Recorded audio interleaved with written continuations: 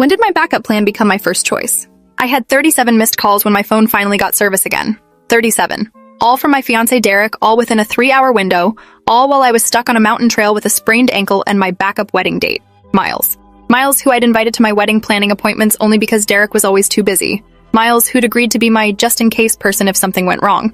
Miles, who was currently fashioning a splint out of hiking poles and his jacket while Derek's calls went unanswered in my pocket. "This is going to hurt," Miles said, kneeling beside me on the rocky trail. His hands were gentle despite the warning, carefully positioning my swollen ankle. "But we need to stabilize it before we try to get you down."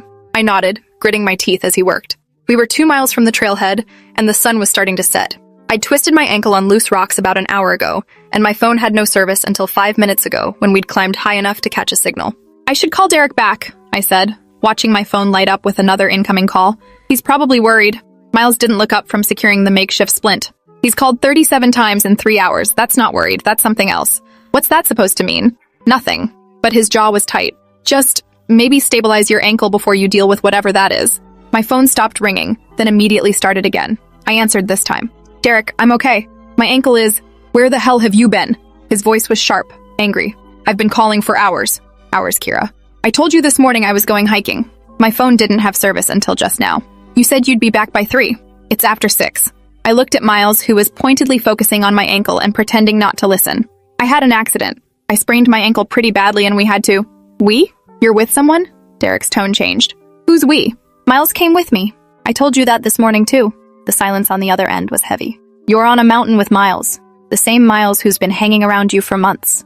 He's my friend, Derek. You know that. Your friend who you invited to cake tastings and venue tours and dress fittings because apparently I'm too busy to do my own wedding planning." There was accusation in his voice that I didn't understand. "You said you were too busy. You said you trusted me to handle the details. And you decided to handle them with another man." Miles finished with my ankle and stood up, walking a few feet away to give me privacy. But I could see tension in his shoulders. "Derek, I'm hurt and I'm stuck on a mountain and I really don't want to have this argument right now." "When do you want to have it?" "When's a good time for you, Kira? Because apparently I can never find a good time to do anything with you since you're always making plans with Miles." My ankle throbbed and I felt tears starting. "That's not fair. You canceled on me 5 times last month. 5 times I had appointments scheduled and you said work came up. Because work does come up. Because I have a demanding job that pays for the life you want us to have. I never asked you to..." I stopped because this was an old argument, worn smooth with repetition. "Look, can we talk about this later? Right now, I need to figure out how to get off this mountain. Let Miles figure it out. He seems good at taking care of you." Derek hung up.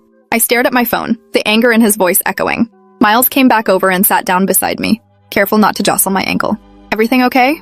"He's mad that I'm here with you." "Yeah, I gathered that." Miles was quiet for a moment.